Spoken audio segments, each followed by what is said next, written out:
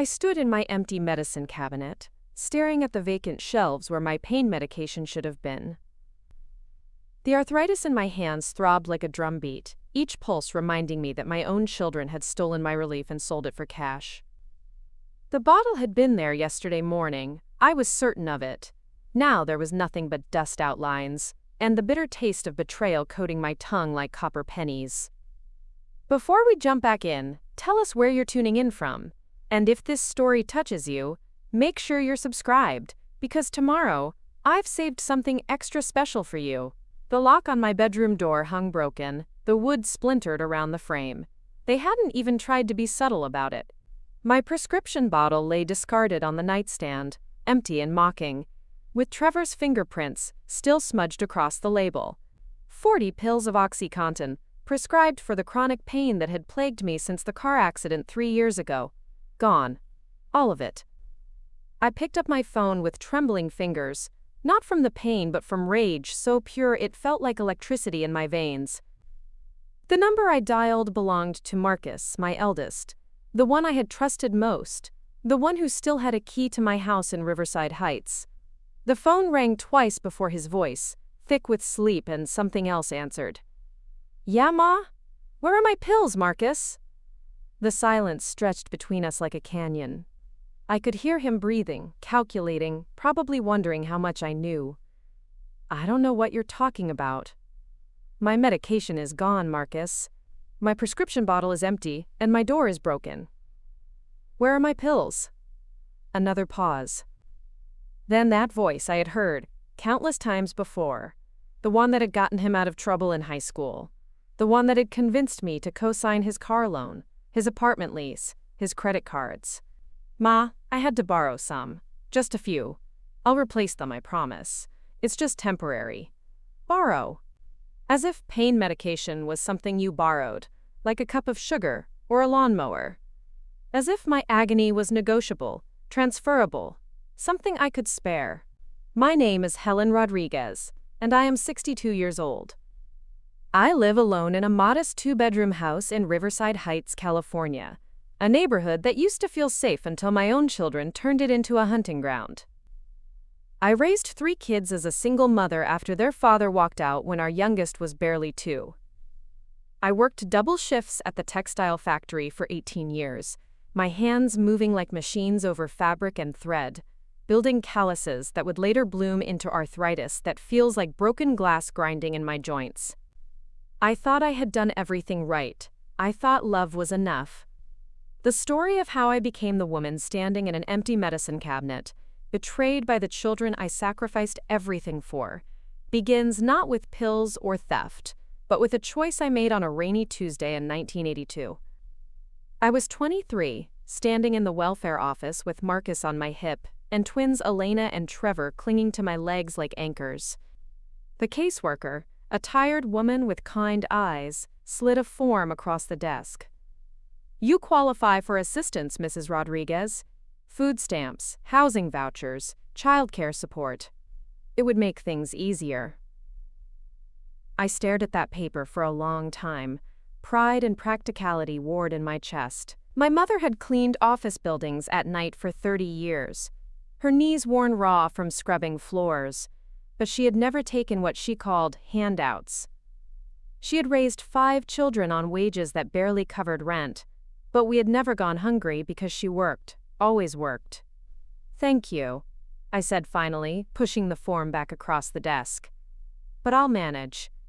The caseworker looked at me like I was making a mistake. Maybe I was. But I walked out of that office with my chin up and my children in tow, and I went straight to the textile factory on Industrial Boulevard. I filled out an application in the parking lot, using the hood of my rusty Buick as a desk while the kids played in the puddles around my feet. I got the job that same day. For the next 2 decades I worked like my life depended on it, because it did. Morning shifts at the factory, evening shifts at the diner on Highway 91, weekends cleaning houses in the wealthy neighborhoods where the lawns were always green and the driveways always empty of oil stains. My hands were never still, never soft. They were tools, instruments of survival, and I wielded them with the precision of someone who understood that stopping meant falling. The kids learned to be self-sufficient early. Marcus, the eldest by 4 minutes, naturally became the leader. He would make peanut butter sandwiches for Elena and Trevor after school, help them with homework at the kitchen table while I was still at work. Elena was the quiet one, the dreamer who would lose herself in library books and emerge hours later with stories about faraway places. Trevor was my wild card, all energy and mischief, the kind of child who could charm his way out of trouble with a grin and a well-timed joke. I loved them fiercely, completely, with the kind of devotion that burns through your chest and leaves you gasping. Every extra shift I picked up was for them. Every blister on my feet, every ache in my back, every moment of bone-deep exhaustion was a sacrifice I offered willingly on the altar of their future. When Marcus graduated high school, I cried in the auditorium not from joy but from relief. We had made it. Despite the odds, despite the poverty, despite the nights when I counted pennies to buy milk, we had made it to the finish line.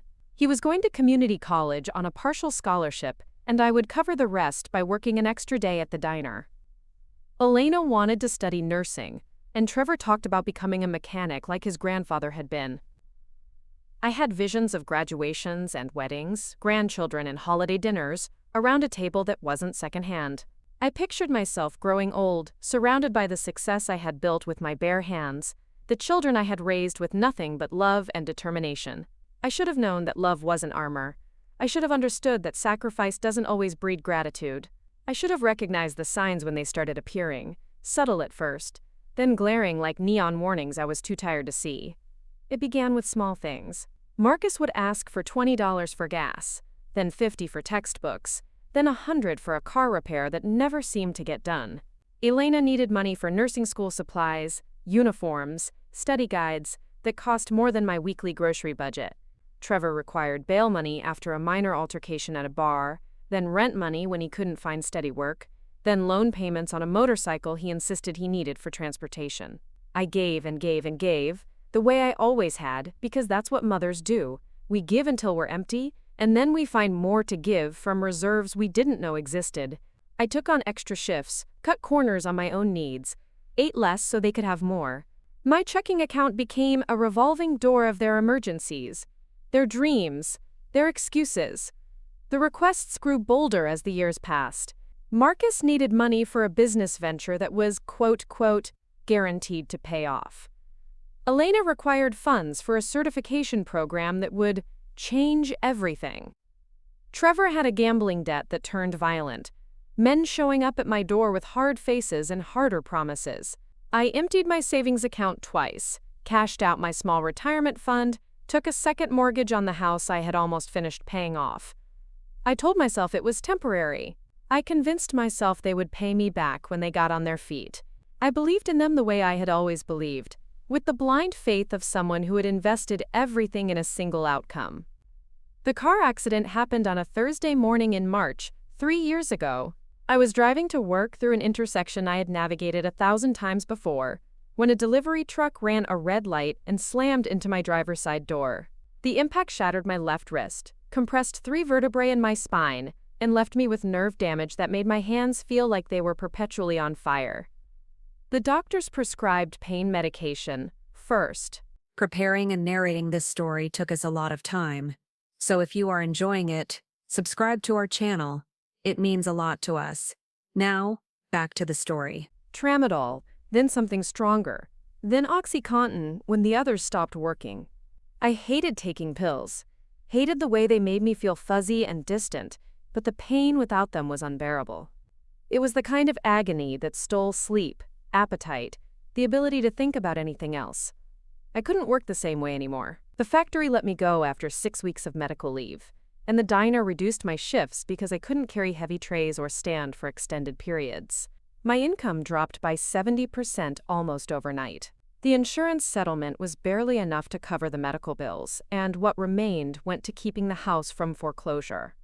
For the first time in my adult life, I was the one who needed help. I expected my children to step up the way I always had for them. I expected Marcus to help with groceries, Elena to assist with housework, Trevor to pitch in with utilities. I had spent decades putting their needs first, and I assumed that loyalty would flow both directions when the time came. Instead, The requests for money continued, as if nothing had changed. Marcus still needed cash for his business ideas. Elena still required funding for her endless education pursuits. Trevor still had emergencies that only my wallet could solve. When I explained that I couldn't help anymore, that I was struggling myself, their responses ranged from guilt trips to outright anger. "You've always helped before," Marcus would say, his voice carrying the wounded tone of someone who felt betrayed by my newfound inability to be his personal ATM. "It's just a loan, Ma," Elena would plead. "You know I'm good for it." "What kind of mother doesn't help her own kids?" Trevor would demand, his face flushed with indignation. They made me feel selfish for keeping the money I needed for food and medication. They twisted my years of sacrifice into evidence that I owed them continued support. They weaponized my love against me, using my maternal instincts to extract resources I couldn't afford to give. I started hiding money from them. I opened a new bank account they didn't know about, kept cash in places they wouldn't think to look. I changed the subject when they brought up their financial problems, pretended not to hear their hints about needing help. It felt like betraying everything I had ever been as a mother, but I was drowning in my own needs for the first time in decades. The first time I noticed pills missing, I blamed myself. I thought maybe I had miscounted, maybe the pain was affecting my memory. The bottle seemed lighter than it should be, but I convinced myself I was imagining things. People in chronic pain become hyper-aware of their medication, I reasoned. I was probably just being paranoid. The second time I counted carefully. I had 18 pills on Sunday night, and by Wednesday morning there were 12. 6 pills had vanished in less than 3 days, and I hadn't taken nearly that many. I felt sick, not from pain but from the realization creeping up my spine like cold fingers. I started keeping the bottle in my bedroom, then in a locked drawer, then in a small safe I bought from the drugstore. But locks and safes are only as strong as the people who respect them, and my children had long ago stopped respecting boundaries they found inconvenient. The third time, they took everything. I found the broken safe in my closet, its cheap metal door hanging open like a mouth frozen in a scream. My prescription bottle lay on the bedroom floor, rolling in a lazy circle as if taunting me. The bottle that should have contained 40 pills, enough to last me the month, was as empty as my faith in the people I had raised. That's when I called Marcus. That's when he used the word borrow like it was possible to borrow someone's pain relief. That's when I understood that my children saw me not as their mother, but as a resource to be exploited. A wellspring they could drain without consequence, because I would always refill it with more sacrifice, more love, more willing self-destruction. But this time was different. This time, they hadn't just taken my money or my time or my energy. They had taken my physical comfort, my relief from pain, my ability to function in a body that felt like it was betraying me daily. They had stolen medicine that wasn't theirs and sold it to strangers for cash, turning my agony into their profit. This time, I was done giving. The confrontation happened the next evening, when all 3 of them showed up at my house like they were arriving for a family dinner. Marcus knocked on the front door while Elena and Trevor came through the back. A coordinated assault that told me they had planned this visit, rehearsed their approach. They probably expected tears, pleading, the usual maternal capitulation they had trained me to provide. Instead, they found me sitting at the kitchen table with a stack of papers and a calculator, my reading glasses perched on my nose, my face composed and cold. "Ma," Marcus started, his voice carrying that practiced apologetic tone. "We need to talk about yesterday." I think there was a misunderstanding. "There was no misunderstanding," I said without looking up from my calculations. "You broke into my bedroom, destroyed my safe, and stole my prescription medication. Which part of that confuses you?" Elena shifted uncomfortably by the refrigerator, her usual dreamy expression replaced by something sharper, more calculating. "Mom, you're making this sound worse than it is. We were just trying to help." "Help who, exactly?" "Help you," Trevor exploded, his face reddening the way it had when he was a child caught in a lie. "You're taking too many of those pills anyway. You're getting addicted, and we're trying to save you from yourself." I set down my pen and finally looked at them, these 3 adults who had emerged from the children I once knew like strangers wearing familiar faces. "How much did you get for them?" The question hung in the air like smoke.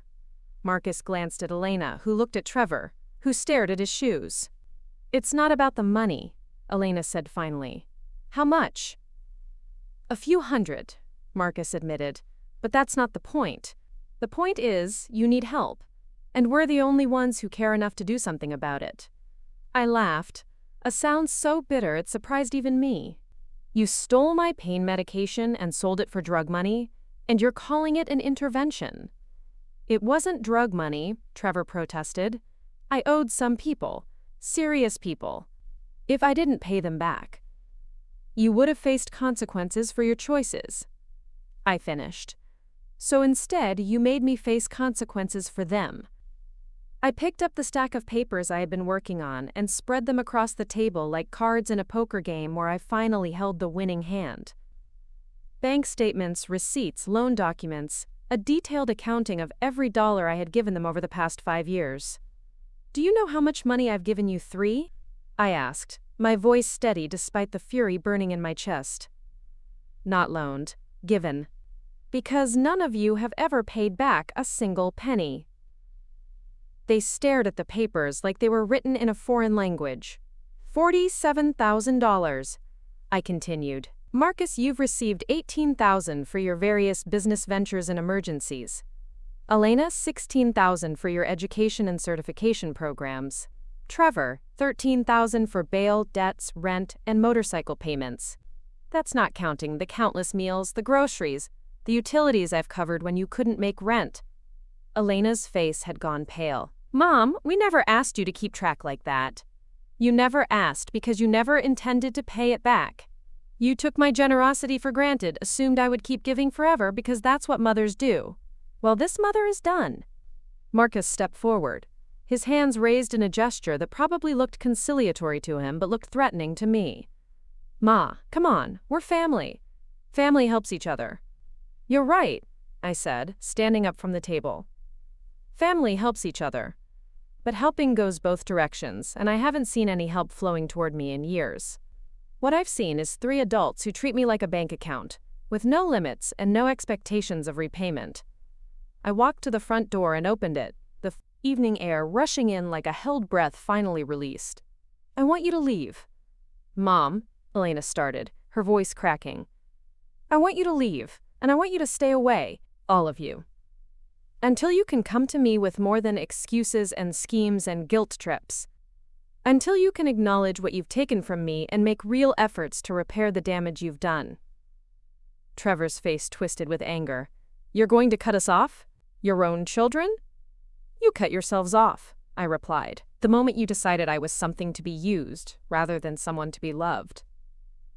They stood there for a moment, probably expecting me to cave, to take it back, to return to the pattern we had established over decades of their taking and my giving. But I held the door open and waited, my face a mask of calm resolve that I didn't entirely feel, but was determined to maintain. Marcus left first, shaking his head like I was the one being unreasonable. Elena followed, pausing at the threshold to whisper, "You don't mean this, Mom. You'll change your mind."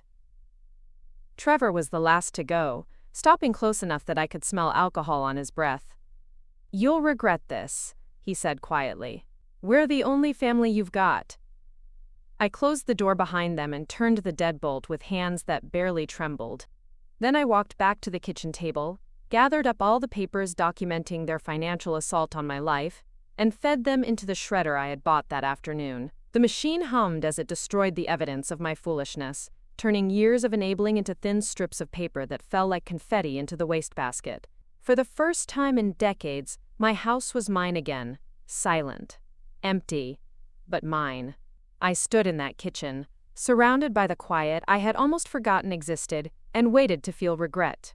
I waited for the maternal guilt to crash over me like a wave, for the voice in my head that would tell me I was being too harsh, too unforgiving, too cruel to the children I had raised with such devotion.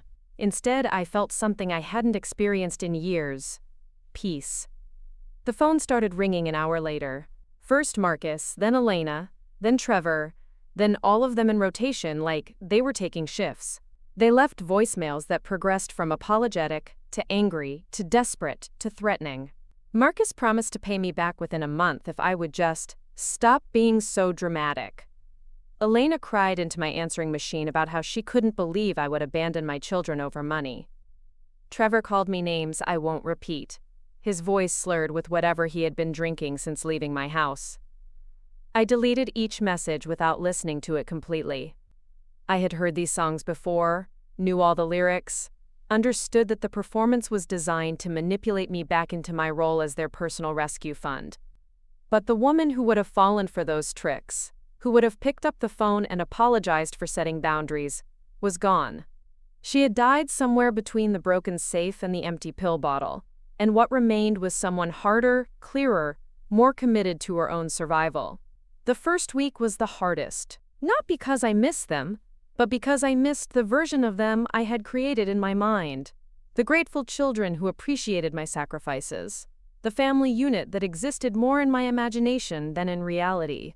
I grieved for the relationship I thought we had, mourned the love I believed was mutual, and slowly accepted that I had been giving to people who saw my generosity as weakness rather than strength. I changed the locks on my house.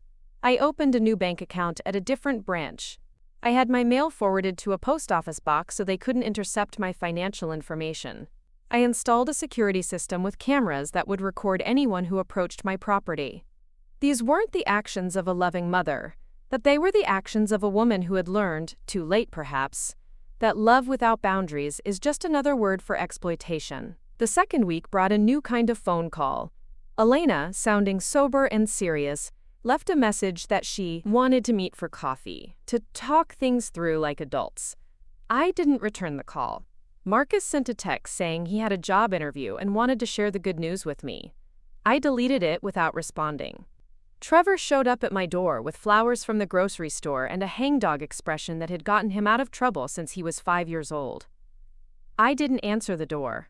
They were trying to love bomb me back into compliance, using affection like a crowbar to pry open the boundaries I had constructed.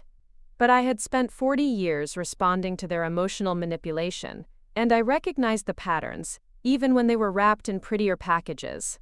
The flowers went into the trash, the texts went unanswered, and the voicemails got deleted with increasing efficiency. By the third week, the calls had stopped. The texts ceased.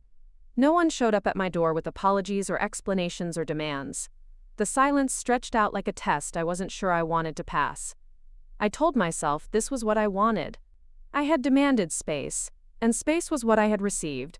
I had asked them to leave me alone, and they had complied. But in the quiet of my empty house, I began to wonder if I had won a battle by losing a war, if I had protected my wallet by destroying my family. The doubt crept in slowly, then all at once. Maybe I had overreacted. Maybe stealing my medication was just a cry for help, a desperate act by children who didn't know how else to get my attention. Maybe I was the one being unreasonable, holding grudges over money when what really mattered was blood, family, the bonds that were supposed to transcend petty disputes over cash and pills. I picked up the phone a dozen times, my finger hovering over Marcus's number. I drafted texts to Elena that I deleted before sending.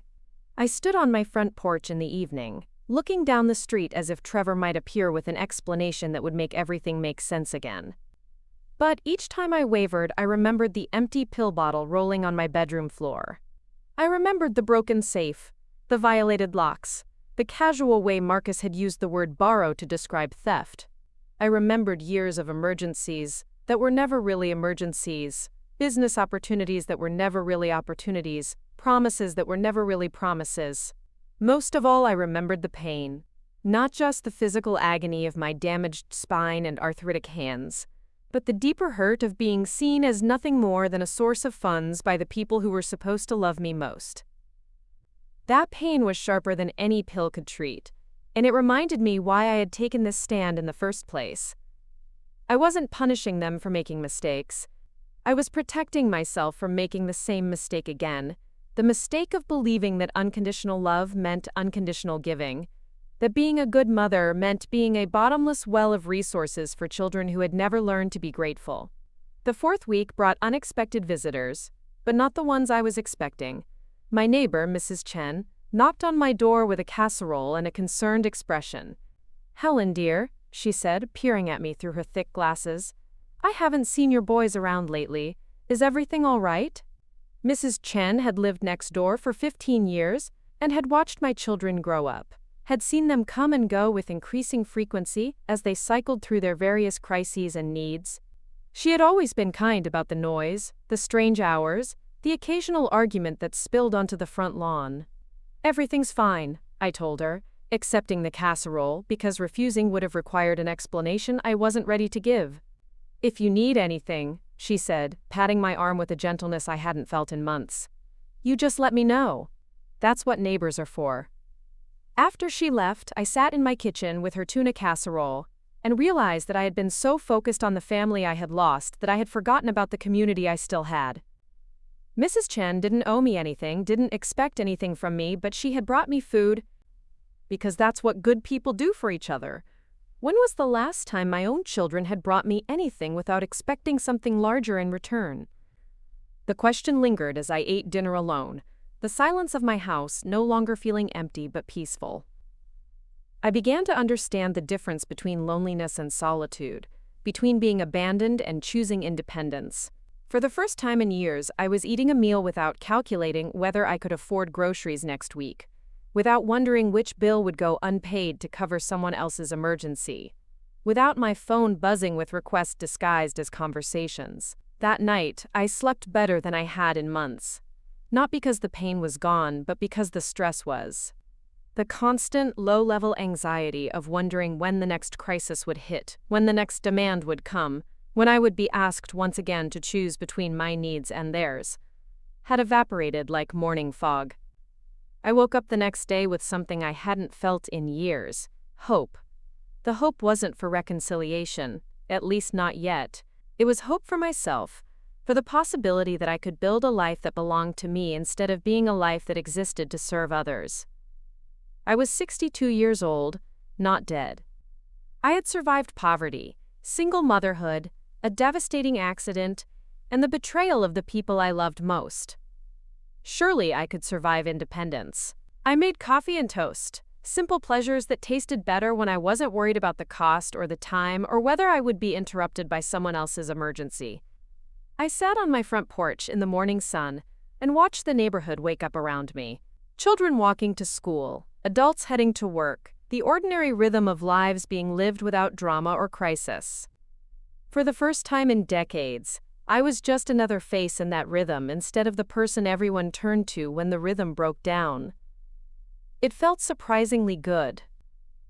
The 5th week brought a letter in the mail, handwritten on expensive stationery that I didn't recognize.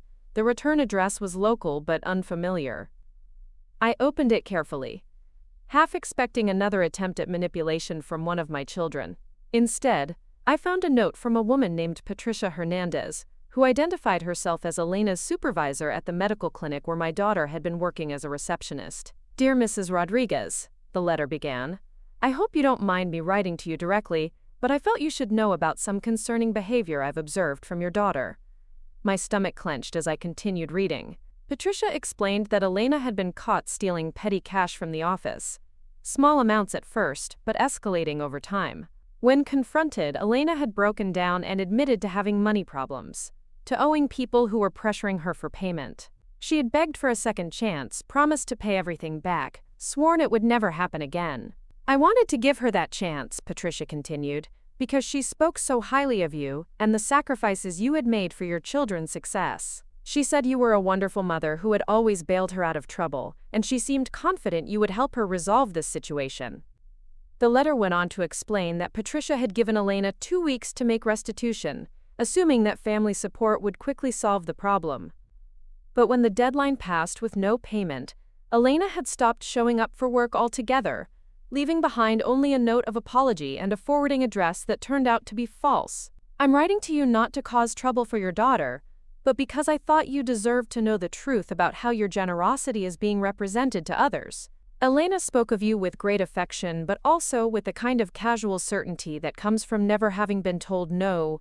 I hope you won't take offense at my observation, but it seemed to me that your kindness might not be serving your children as well as you intend."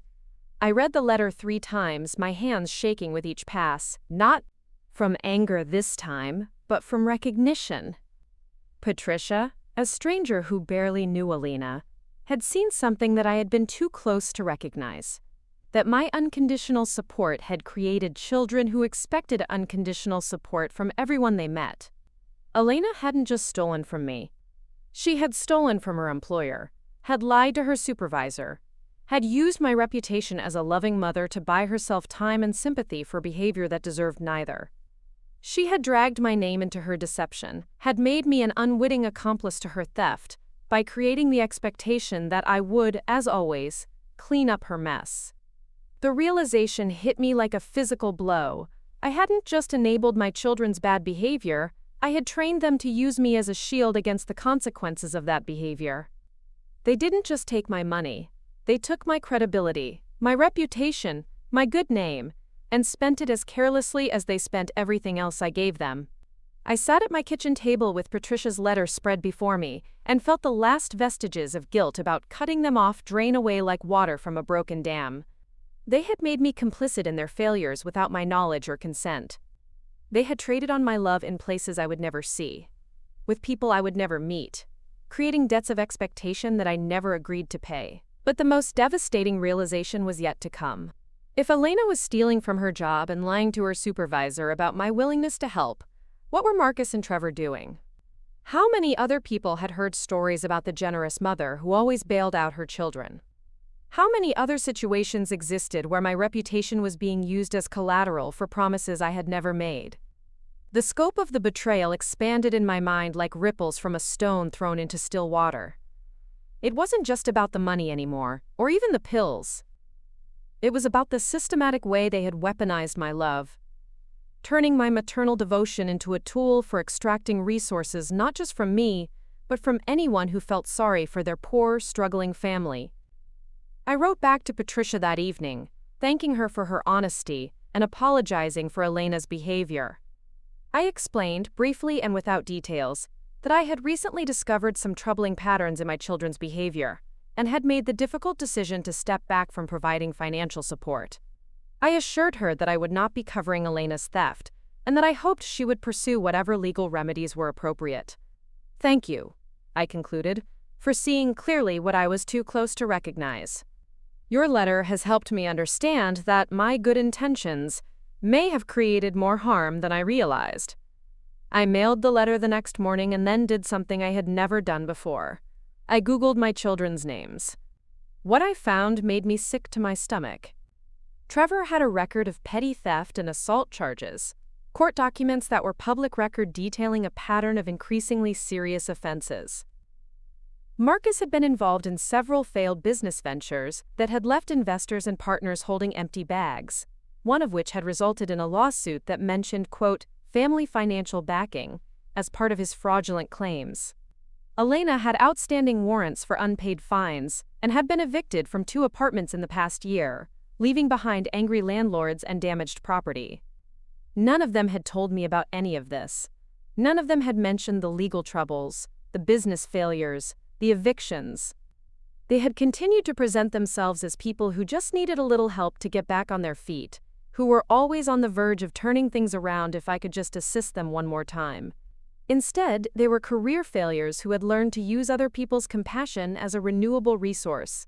And I was the primary generator of that resource, the person they returned to again and again, when their other sources of sympathy and support ran dry. I closed my laptop and sat in the growing darkness of my living room, processing the weight of what I had learned. My children weren't going through a rough patch or experiencing bad luck, or making mistakes that anyone might make. They were living lives of deliberate irresponsibility, confident that I would always be there to catch them when they fell. But what if I wasn't? What if, instead of being their safety net, I became the consequence they had never had to face? The idea that formed in my mind that night was not born from anger or revenge. It was born from something deeper and more necessary. The recognition that sometimes the most loving thing you can do for someone is to let them experience the full weight of their choices. I had spent 40 years trying to save them from failure. Now it was time to let them save themselves. The first morning after I discovered the truth about my children's public records, I woke up feeling like I had been hollowed out with a spoon. Not empty in a sad way, but clean. Scoured, like all the accumulated debris of 4 decades had been scraped away, leaving something raw but honest underneath. I made coffee in the same kitchen where I had confronted them a week earlier, but the space felt different now. Lighter. The shadows in the corners weren't hiding unpaid bills or emergency phone calls. The silence wasn't pregnant with the next crisis waiting to be born. It was just quiet, the kind of quiet that lets you hear your own thoughts for the first time in years. I sat at the table with my coffee and a yellow legal pad, and I wrote down everything I wanted to do that I had never done, because there was always someone else's emergency taking precedence. The list started small. Get my hair cut properly instead of trimming it myself in the bathroom mirror. Buy groceries without calculating every penny. Read a book for pleasure instead of falling asleep over bills and budgets. But as I kept writing, the dreams got bigger. Take a painting class. Visit the ocean, which was only 2 hours away but might as well have been on another planet for how impossible it had seemed when every spare dollar went to someone else's immediate need. Learn to use the computer properly, instead of just checking email and paying bills online. Maybe even travel somewhere, anywhere, just to prove to myself that I could. The list filled 2 pages before I stopped, and I stared at it like a map to a country I had never visited. For 40 years, my dreams had been shaped entirely around other people's needs. I wanted Marcus to graduate, Elena to become a nurse, Trevor to find stable work. I wanted them to be happy, successful, grateful. I had wanted a family that justified all the sacrifice, a love story with a happy ending where everyone appreciated what I had given up for them. I had never once asked myself what I wanted for Helen Rodriguez, separate from her role as a mother. Now, looking at that list of small rebellions and larger possibilities, I realized I didn't even know who that woman was anymore. The phone rang while I was staring at my handwritten dreams, and for a moment my heart jumped with the old conditioned response. Crisis call. Emergency. Someone needs something right now. But when I looked at the caller ID, it was Dr. Martinez's office, my pain management doctor, calling to confirm my next appointment. I answered with a voice that sounded steadier than I felt, and the receptionist's cheerful tone reminded me that I existed in contexts beyond my children's chaos. I was a patient, a neighbor, a customer at the grocery store, a person with an identity that didn't begin and end with how much money I could provide to solve other people's problems. After I hung up, I called the hair salon on Magnolia Street that I had walked past 1,000 times but never entered, because $30 for a haircut seemed frivolous when Marcus needed gas money or Elena needed textbooks.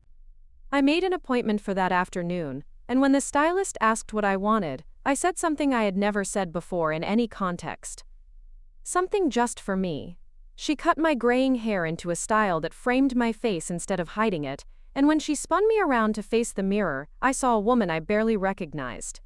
Not because I looked dramatically different, but because I looked present, alert, like someone who was paying attention to her own life instead of being constantly distracted by everyone else's.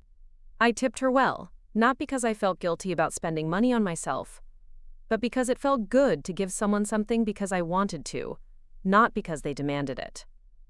That evening, I called my sister Carmen in Phoenix, something I hadn't done in months, because our conversations always turned to my children's latest dramas.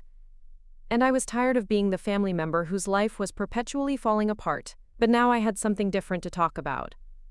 Helen? Carmen's voice carried surprise and concern. Is everything okay? You never call on weeknights. Everything's fine, I said, settling into my favorite chair with a cup of tea. Actually, everything's better than fine. I wanted to tell you about something I did today. I told her about the haircut, about the list of dreams I had written, about the strange peace that had settled over my house since I stopped being available for other people's emergencies. I didn't mention the stolen pills, or the confrontation, or the research into my children's criminal records. Those stories belonged to the version of me that had defined herself entirely through other people's failures and successes. You sound different, Carmen said after I finished describing my afternoon at the salon. Happier. More like yourself. What do you mean? More like myself. There was a pause, the kind that happens when someone is deciding whether to tell you a truth you might not want to hear. The Helen I grew up with was fearless. Carmen said finally, "You were the one who climbed the highest tree, who talked back to bullies, who decided you were going to work your way out of poverty and then actually did it. But somewhere along the way, you became someone who was always worried, always stressed, always putting out fires for other people. I miss the woman who used to light her own fires." I sat with that observation long after we hung up, turning it over in my mind like a smooth stone.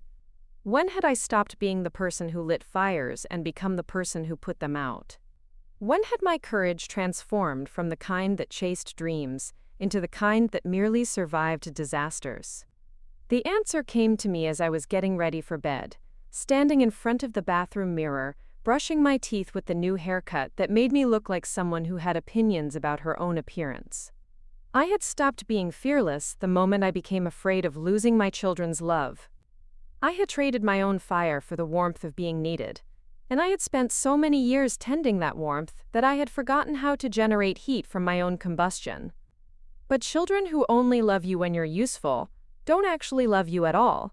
They love what you provide, what you enable, what you allow them to avoid.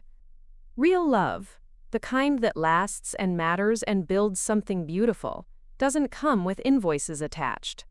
The next morning, I did something I hadn't done in 20 years. I went shopping for myself. Not for groceries or household necessities or gifts for other people, but for things I wanted simply because I wanted them. I bought a new set of sheets in a color I liked instead of the cheapest ones I could find. I purchased 3 books from the display at the front of the store, mysteries and romance novels that promised entertainment instead of education.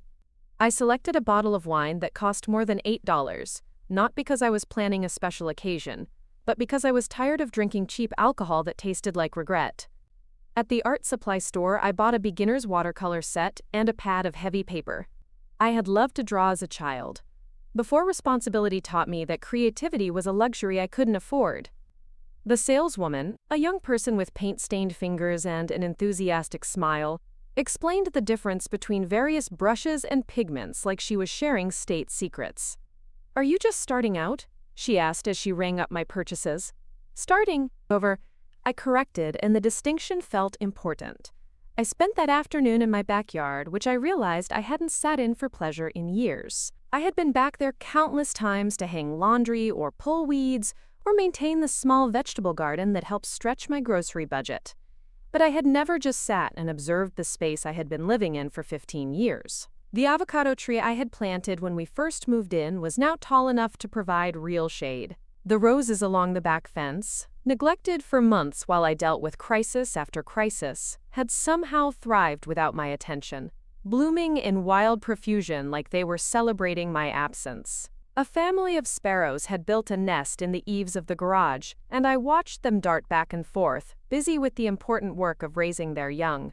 I opened the watercolor set and tried to capture the way the afternoon light filtered through the avocado leaves, creating patterns of gold and green that shifted like living lace. My first attempts were clumsy, childish, the kind of amateur efforts that would have embarrassed me if anyone else had been watching. But no one was watching. And embarrassment is a luxury you can only afford when you have an audience to impress. The colors bled into each other in ways I hadn't intended, creating muddy browns where I had wanted clear greens. The proportions were wrong, the perspective impossible, the technique non-existent. But something about the process, the simple act of looking closely at something beautiful and trying to recreate it, filled a space in my chest that I hadn't realized was empty. I painted until my back ached from sitting in the plastic lawn chair, until the light faded and the sparrows settled into their nest for the evening. When I finally gathered my supplies and went inside, I felt tired in a way I hadn't experienced in years. The good tired that comes from doing something just because you want to, not because someone else needs you to. That night, I hung my terrible, wonderful painting on the refrigerator, with a magnet shaped like a pineapple that Elena had brought me from a school trip years ago. It looked ridiculous next to my shopping lists and appointment reminders, a splash of amateur color in a kitchen designed for function rather than beauty. But every time I looked at it, I smiled. the transformation didn't happen overnight. It wasn't a dramatic metamorphosis with before and after photos and inspiring music playing in the background. It was quieter than that, more like watching a plant grow. You don't notice the change from day to day, but then suddenly you realize the thing that was once small and struggling has become something sturdy and green and reaching toward the light. I started taking walks in the evening, not for exercise but for the pleasure of moving through my neighborhood without purpose or destination. I discovered that the house on Elm Street had the most beautiful garden, that the elderly man on the corner was always working on vintage motorcycles in his driveway, that the coffee shop on Main Street served excellent pastries and had comfortable chairs by the window where you could sit and watch the world go by. I began attending events I had never had time for, when every evening was potentially interrupted by someone else's emergency. The library hosted a lecture series on local history, and I learned that my neighborhood had once been an orange grove, that the street names I had walked past for years were remnants of the families who had farmed this land before suburban development transformed it into rows of modest houses and strip malls. The community college offered a continuing education program for seniors, and I enrolled in a class called Creative Writing for Personal Enrichment.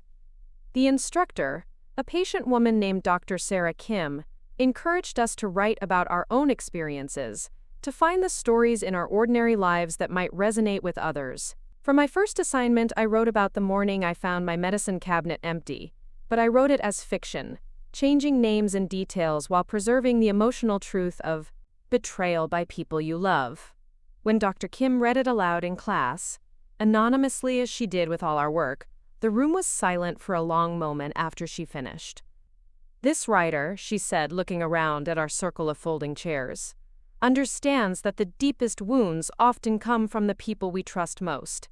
There's real pain here, but also real strength. The narrator isn't asking for pity. She's claiming her own story." An older man named Frank, who usually wrote humorous pieces about his attempts at gardening, raised his hand. "That could be any of us," he said. "I mean, we all have people in our lives who take advantage of our kindness. But this person figured out how to stop it without becoming bitter. That takes guts." I sat in my chair trying not to smile, trying not to claim credit for words that had poured out of me like water from a broken dam. But inside, something was glowing.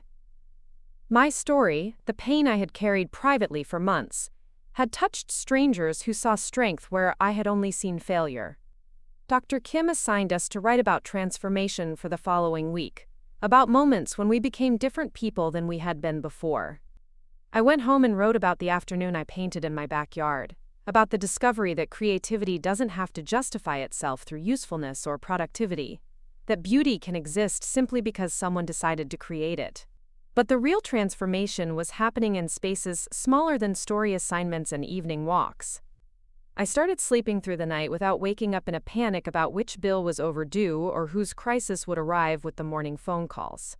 I cooked meals I actually wanted to eat instead of whatever was cheapest and most filling. I bought flowers for my kitchen table not because it was a special occasion, but because I liked the way they made the room feel alive. My house began to reflect the change in its inhabitant. I rearranged the furniture to create better natural light for reading. I cleaned out closets and donated clothes that belonged to the version of me who had dressed for invisibility rather than comfort. I hung artwork on walls that had been bare for years, not expensive pieces but prints and photographs that made me happy when I looked at them. The most significant change was in how I spent my time. For decades, my schedule had been reactive, shaped entirely by other people's needs and demands. I had lived in a constant state of availability, never knowing when the next emergency would require me to drop everything and focus on someone else's crisis. Now I had routines that belonged to me. Tuesday evenings for writing class. Thursday mornings for grocery shopping, when the store was less crowded and I could browse without feeling guilty about the time. Saturday afternoons for painting in the backyard, regardless of weather or skill level. Sunday mornings for long walks through neighborhoods I had never explored, when every spare moment was consumed by other people's dramas. The luxury of predictability, of being able to plan something for myself and then actually do it without interruption, was intoxicating. I had forgotten that life could be lived proactively instead of reactively, that a person could choose their own priorities instead of always responding to someone else's urgency. But the most profound change was internal. in the voice that narrated my daily experience. For years, that voice had been critical, worried, focused on what I wasn't doing well enough or what disaster might be approaching. It was the voice of someone who defined herself entirely through her ability to solve other people's problems, who measured her worth by how much she could give and how little she needed in return. The new voice was kinder, more curious, more interested in what Helen Rodriguez might want to try next than in what she had failed to prevent. It was the voice of someone who was learning to be her own friend instead of her own harshest critic. 3 weeks into my new life, I received a call from Marcus. Not the usual emergency call, not a demand for money or help with some crisis that required immediate maternal intervention. Just a simple, "Hi Ma, how are you doing?" The question caught me off guard. When was the last time one of my children had asked how I was doing, without it being a prelude to asking for something? When was the last time they had called just to check on me, to see if I was okay, to show interest in my life, rather than my ability to solve their problems? "I'm well," I said, settling into my chair with a cup of the expensive tea I had started buying for myself. "I've been taking some art classes, doing some writing. Keeping busy." There was a pause, and I could almost hear him recalibrating his approach. This wasn't the response he was used to. The old Helen would have immediately asked about his job, his apartment, his finances, his latest girlfriend. She would have turned the conversation to his needs within the first 30 seconds, eager to be useful, hungry for ways to help. "That's good," he said finally. "That's really good, Ma. You deserve to do things for yourself." The words sounded genuine, but I had learned to listen for the subtext, the underlying agenda that usually revealed itself within a few minutes of conversation. I waited, sipping my tea, letting the silence stretch until he filled it. "I've been thinking about what you said," he continued, "about how we treated you, about the money and everything. I think maybe you were right to cut us off." "I didn't cut you off to punish you," I said carefully. "I did it to protect myself." "I know. I get that now. I've been trying to figure things out on my own, and it's been hard, but it's also been good. I'm working construction now. Steady work. Good pay. I'm learning to live within my means, instead of always looking for the next bailout." I felt a flutter of something that might have been hope, but I pushed it down. I had heard versions of this speech before, usually right before the request for just one more loan, one more favor, one more chance to prove he had changed. "I'm glad you're doing well," I said neutrally. "Ma, I want to pay you back. Not all at once, I can't do that, but a little each month. I figured out that I owe you about $18,000, and I want to make that right." The number was accurate, which surprised me. I had expected him to lowball the figure or claim he didn't remember borrowing that much. But he had done the math, had acknowledged the full scope of what he had taken from me over the years. "You don't have to do that," I said, though part of me wanted to accept immediately, wanted to believe that this was the beginning of the redemption story I had always hoped for. "Yes, I do. Not because you're making me, but because it's the right thing to do. I've been going to meetings, Ma. Not just AA, but these other meetings where we talk about how addiction affects families, how it makes you do things to the people you love that you never thought you'd do." This was new information. Marcus in meetings. Marcus talking about addiction. Marcus acknowledging that his behavior had affected our family. I felt a familiar urge to ask questions, to get involved, to become invested in his recovery process. But I had learned to resist that urge, to let other people own their own stories without making myself responsible for the outcome. "That sounds like important work," I said instead. "It is. And part of the work is making amends, not just saying sorry, but actually trying to repair the damage you've done. I know I can't undo what I took from you, but I can try to pay it back, if you'll let me." I considered his offer, turning it over in my mind like a puzzle piece that might or might not fit into the picture I was building of my new life. The money would be useful, certainly. $18,000 would give me options, security, the ability to take some of the trips I had written on my dream list. But accepting it would also mean reopening a door I had closed, allowing Marcus back into my life in a way that might lead to old patterns reasserting themselves. "I'll think about it," I said finally. "But Marcus, If I agree to this, it has to be on my terms. Regular payments, no excuses, no emergencies that prevent you from following through. And no other requests for help while you're paying me back. Can you agree to that? Yes, he said without hesitation. Absolutely. Ma, I just want to make things right between us. After we hung up, I sat in my chair for a long time, watching the shadows lengthen across my living room floor. The conversation had been different from any we had ever had, free of the manipulation and guilt that usually characterized our interactions. Marcus had sounded like an adult taking responsibility for his actions, rather than a child looking for rescue from the consequences of his choices. But I had been fooled before, by temporary improvements, by periods of stability that ended as soon as the next crisis hit.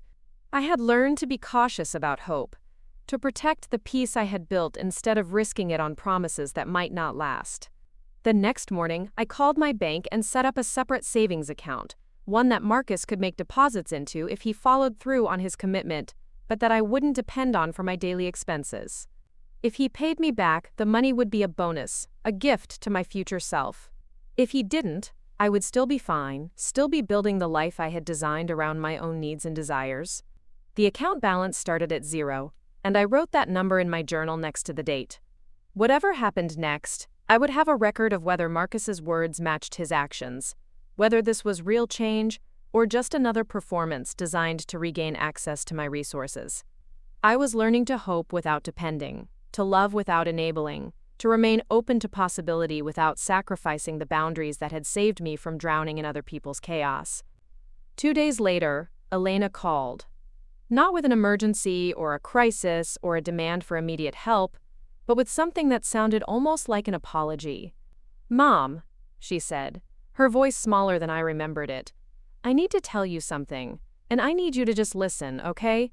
Don't try to fix it or help me or anything. Just listen." I settled into my chair with my tea, prepared for whatever confession was coming. "I lost my job," she said. "I lost it because I was stealing money from the office. Small amounts at first, then bigger ones. I told myself I was just borrowing it, that I'd pay it back when I got caught up on my bills. But I never did. And when they found out, I didn't just get fired. They're talking about pressing charges." I stayed quiet, letting her continue. "I know you probably think I'm calling to ask you to help me with a lawyer or bail money or something, but I'm not. I'm calling to tell you that you were right to cut us off. I'm calling to say that I understand now what we did to you, how we used your love against you, how we made you responsible for problems we created." Her voice was shaking, and I could hear her crying softly. "I'm in a program now, Mom, not just for the stealing, but for the whole way I've been living my life. Taking shortcuts, looking for easy solutions, always expecting someone else to clean up my messes. And I want you to know that I see it now, what kind of daughter I became, how much I hurt you." I felt my throat tighten with emotion, but I didn't speak. She had asked me to listen, and listening was what I would do. "I don't deserve your forgiveness," she continued. "I don't deserve anything from you after what we put you through. But I want you to know that I'm trying to become someone different, someone who takes responsibility for her own life. Not because I want you to take care of me again, but because I want to be the kind of person you raised me to be, before I forgot how to be grateful." When she finished, the silence stretched between us like a bridge neither of us was sure how to cross. "Thank you for telling me," I said finally. "That took courage." "I'm scared, Mom. I'm scared of going to jail. Scared of being on my own, without anyone to bail me out. Scared of having to actually grow up at 32 years old. But I'm also tired. Tired of being the kind of person who takes from people who love her. Tired of being someone I don't respect." "Being scared is okay," I said gently. "Being scared means you understand the stakes now." "I miss you," she whispered. "I miss the mom who used to braid my hair and read me stories and make me feel safe. But I know I threw that away when I started treating you like a bank account instead of a person." "I miss that little girl too," I admitted. "But she's still in there, Elena. She's just buried under years of bad choices and poor priorities. You can find her again if you're willing to do the work." "I am," she said. "I'm willing to do whatever it takes." After we hung up, I walked out to my backyard and stood under the avocado tree, looking up through the leaves at the patch of sky visible beyond their canopy. My children were finally starting to grow up, to take responsibility for their choices, to understand the difference between love and enablement, but their growth was happening independently of me, without my guidance or intervention or financial support. For the first time in 40 years, they were learning to solve their own problems, and I was learning to let them. The realization filled me with something I hadn't expected: pride. Not pride in their current circumstances, which were largely the result of their own poor decisions, but pride in their willingness to face those circumstances without immediately turning to me for rescue. They were becoming adults in a way they never had been when I was always available to cushion the impact of their mistakes. My withdrawal from their lives hadn't destroyed them. It had forced them to develop muscles they had never used while I was carrying the weight of their choices. They were discovering their own strength, their own resilience, their own capacity for growth and change. And I was discovering that the best thing I could do for them was to continue staying out of their way while they figured out how to save themselves. That evening I painted another terrible, wonderful picture in my backyard. This one of the sparrow family that had made their home in my garage eaves. The baby birds had grown large enough to leave the nest, but they still returned each evening to roost with their parents, safe but independent, protected but not dependent. I hung this painting next to the first one on my refrigerator, a gallery of amateur art that reminded me daily that beauty doesn't have to be perfect to be worthwhile, that growth doesn't have to be dramatic to be real, and that sometimes the most important transformations happen quietly, in small moments when no one else is watching. The woman who had once defined herself entirely through her children's needs was becoming someone else. Helen Rodriguez, artist and writer and dreamer, a person whose worth didn't depend on how much she could give to others, but on how fully she could live her own life. For the first time in decades, that felt like enough. 6 months after Elena's confession, I received an envelope in the mail with her name in the return address corner. Inside was a money order for $50, and a brief note written on plain white paper. First payment toward what I owe you. I got a job at a grocery store. It's not much, but it's honest work. I'll send what I can each month. Thank you for not giving up on the person I could still become. Love, Elena. I stared at the money order for a long time, this small piece of paper that represented something larger than its monetary value. It was proof that change was possible, that people could learn to take responsibility for their actions, that love didn't always have to flow in only one direction. I deposited the money into the same account where Marcus had been making his payments.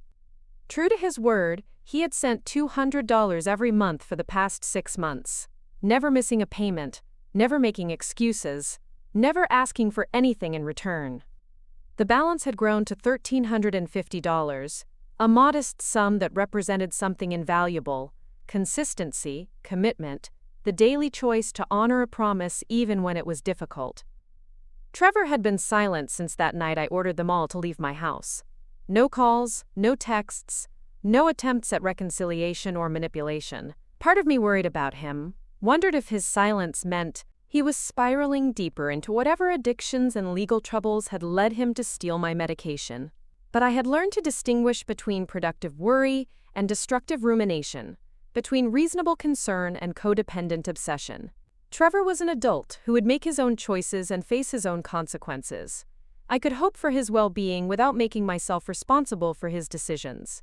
The writing class had become the anchor of my week, a commitment that belonged entirely to me and brought me into contact with people who knew me as Helen the writer, rather than Helen the perpetually struggling mother. Dr. Kim had encouraged me to submit one of my pieces to a local literary magazine, a suggestion that would have terrified the old version of me but excited the woman I was becoming. The story I submitted was about a woman learning to paint in her backyard, about the discovery that creativity could exist without justification, that beauty could be created simply because someone decided it was worth making. It was accepted for publication in the spring issue, my name printed in actual ink beneath words I had chosen and arranged myself. When the magazine arrived in my mailbox, I held it like it contained treasure. Helen Rodriguez, contributor. Not Helen Rodriguez, mother of 3 troubled adults. Not Helen Rodriguez, woman who worked herself to exhaustion for people who took her generosity for granted. Just Helen Rodriguez, writer, someone who had something to say that other people found worth reading. I called Carmen to share the news, and she cried on the phone with happiness for me. "I knew you had this in you," she said through her tears. "I always knew you were more than just what you gave to other people." That evening, I celebrated by opening the expensive bottle of wine I had bought months earlier and reading my published story aloud in my backyard, while the sparrows settled into their evening roost. The words sounded different, spoken into the air than they had on the page, more real somehow, like they had finally found their intended home. 3 weeks later, Marcus called with news that changed everything. "Ma," he said, his voice carrying an excitement I hadn't heard in years, "I got promoted to supervisor. It comes with a raise, good benefits, and I wanted to ask you something." I braced myself, old habits of suspicion still close to the surface, despite months of his reliable payments and respectful distance. "I want to increase my payments to you," he continued, "from $200 to $400 a month. At that rate, I can have you paid back in less than 3 years instead of 7. Would that be okay with you?" The question caught me completely off guard. In all the years of his emergencies and schemes and promises, he had never once offered to give me more than the minimum required. He had never prioritized my financial recovery over his own comfort, never chosen to sacrifice his wants for my needs. "Are you sure you can afford that?" I asked. "I can afford it because I'm living differently now," he said. "I have a budget, I stick to it, I don't buy things I can't pay for. I haven't been in a bar in 4 months, haven't bought anything I didn't actually need. I'm learning to tell the difference between wanting something and needing it. That's a hard lesson to learn. It is, but it's also freeing. I don't wake up every morning wondering how I'm going to solve the crisis I created yesterday. I don't have to lie about where my money went or who I owe or what terrible thing might happen if I don't find cash immediately. I sleep better now, Ma." I didn't realize how exhausting it was to live that way until I stopped. After we hung up, I sat in my kitchen calculating the impact of his increased payments. $400 a month would indeed cut his repayment timeline significantly, but more importantly, it would give me options I hadn't dared to consider. I could take that trip to see the ocean. I could enroll in more classes, maybe even pursue the college degree I had never finished when pregnancy and responsibility derailed my education. I could buy a better car, one that didn't require constant repairs and leave me stranded in parking lots. But the real gift wasn't the money itself. It was the knowledge that my son had become someone who could make and keep commitments, who understood the difference between taking responsibility and making excuses, who had learned to value integrity over immediate gratification. The change in Marcus had happened gradually, so slowly that I might have missed it if I hadn't been paying attention. His voice had grown steadier over the months, less desperate, more thoughtful. He had stopped presenting every conversation as a crisis requiring immediate intervention and started sharing information simply because he wanted me to know what was happening in his life. He told me about his job, about the men he supervised who reminded him of his younger self, about the satisfaction of earning respect through competence rather than charm. He described his small apartment, the furniture he was buying piece by piece with money he had actually earned, the simple pleasure of owning things that belonged to him instead of being borrowed or stolen or bought with someone else's generosity. Most surprisingly, he had begun asking about my life. Not perfunctory questions designed to establish rapport before making a request, but genuine curiosity about my writing, my painting, my classes. He remembered details from previous conversations, followed up on things I had mentioned in passing, showed interest in my growth and happiness as ends in themselves rather than as stepping stones to his own agenda. When I told him about my published story, he asked to read it. When I described my latest painting disaster, he laughed with genuine delight rather than polite obligation.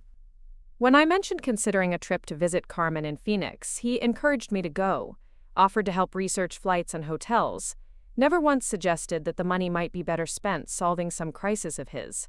This was the son I had always hoped to raise, the adult I had imagined when I was working double shifts and sacrificing my own dreams for his future.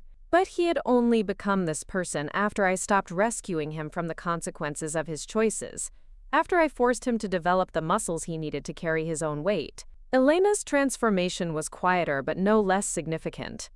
Her $50 payments continued monthly, accompanied by brief notes that updated me on her progress.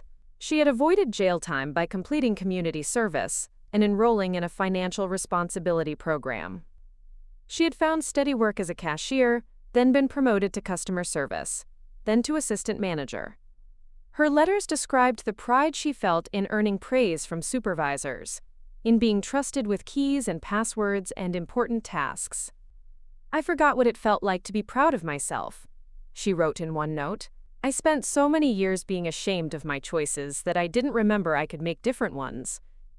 She was taking classes in the evenings, working toward the nursing degree she had abandoned years earlier, when shortcuts and schemes seemed more appealing than sustained effort. Her progress was slow but steady, built on a foundation of earned confidence rather than borrowed hope. "I know it will take me longer to finish school this way," she explained in another letter, "but every credit I earn belongs to me. No one can take it away or claim they paid for it, or hold it over my head. It's mine because I worked for it." The distance between us was still significant, measured not just in miles but in trust that would take time to rebuild. But her letters carried a humility and self-awareness that had been absent from our relationship for years. She wasn't asking me to forget what had happened, or pretend that everything was fine. She was asking me to witness her growth, to see evidence that she was becoming someone worthy of the love I had always offered. Trevor remained the unknown variable in our family equation. 6 months stretched into 8, then 10, then a full year without any contact. I received updates about him indirectly, through Marcus, who occasionally encountered mutual acquaintances who had seen our youngest son around town. The reports were concerning. Trevor had been arrested twice for drunk and disorderly conduct. He had been evicted from his apartment and was staying in shelters or with friends who would tolerate his behavior for short periods. He had lost his driver's license, his motorcycle, and what little stability he had managed to maintain before I cut off his access to emergency funding. Part of me felt guilty about his decline.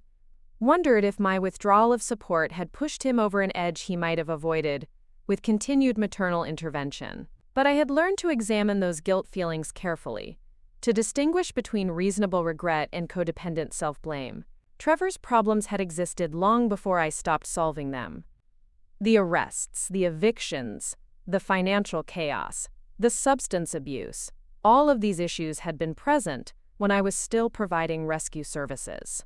My money hadn't prevented his troubles, it had simply masked them, allowed him to avoid consequences that might have motivated him to seek real help.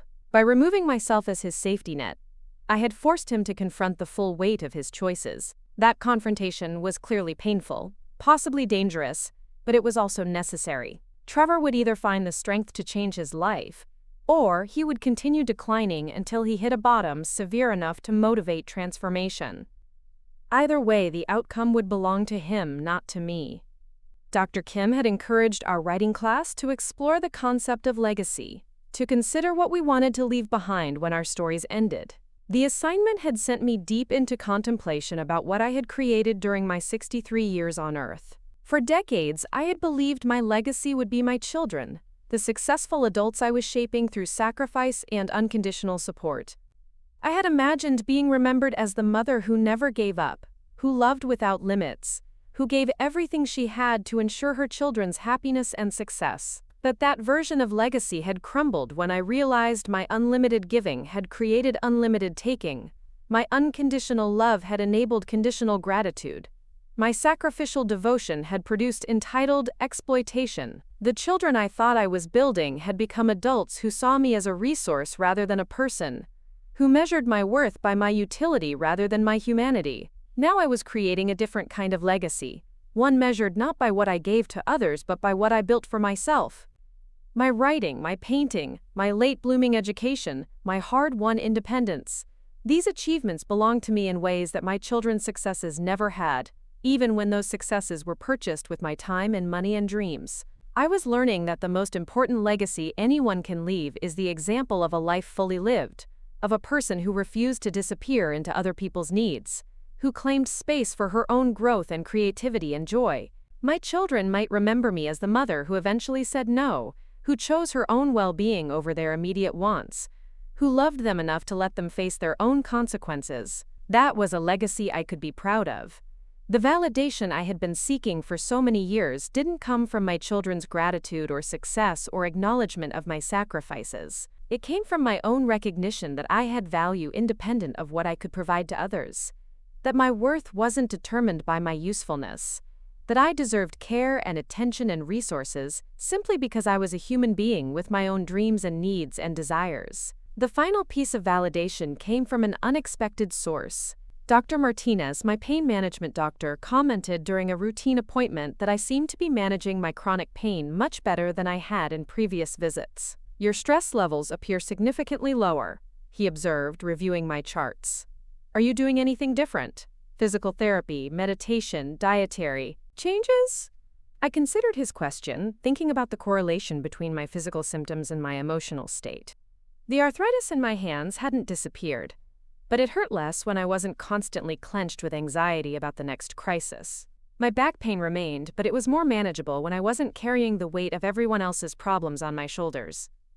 "I simplified my life," I told him. "I removed some sources of ongoing stress." He nodded approvingly. "Stress is a significant factor in chronic pain management. When your nervous system is constantly activated by external pressures, it amplifies physical discomfort. Finding ways to reduce that activation can be as effective as medication in some cases." The irony wasn't lost on me. My children's theft of my pain medication had forced me to find non-pharmaceutical ways to manage my discomfort, and those methods had proven more effective than the pills they had stolen. By taking my immediate relief, they had inadvertently guided me toward longer-term healing. On a warm Tuesday evening in March, exactly 1 year after the confrontation that had changed everything, I sat in my backyard with my watercolors and painted a picture of my hands. Not as they had been in their prime, smooth and strong and capable of endless labor, but as they were now, weathered, arthritic, marked by decades of hard work and harder choices. These hands had scrubbed floors, and changed diapers, and counted pennies, and signed endless checks to solve other people's problems. They had been tools in service of everyone else's needs, instruments of survival and sacrifice and selfless devotion. But they were also the hands that had learned to hold a paintbrush, to form words on paper that would be read by strangers, to prepare meals I actually wanted to eat, to applaud my own small victories in empty rooms where no one else was watching. They were the hands of a woman who had finally learned to take care of herself with the same tenderness she had always shown to others, who had discovered that self-preservation wasn't selfish but necessary, who had found the courage to love herself as fiercely as she had once loved people who couldn't return that devotion. I painted those hands with colors I mixed myself, shades of brown and gold and silver that captured both their damage and their beauty, their history and their potential. When I finished, I hung the painting in my bedroom, where I would see it every morning when I woke up, a reminder that these hands belonged to me now, that their work was mine to choose, that their gentleness was mine to receive. That night, I slept deeply and without pain, surrounded by the quiet of a house that was finally, completely, peacefully mine. Up next, you've got 2 more standout stories right on your screen. If this one hit the mark, you won't want to pass these up. Just click and check them out.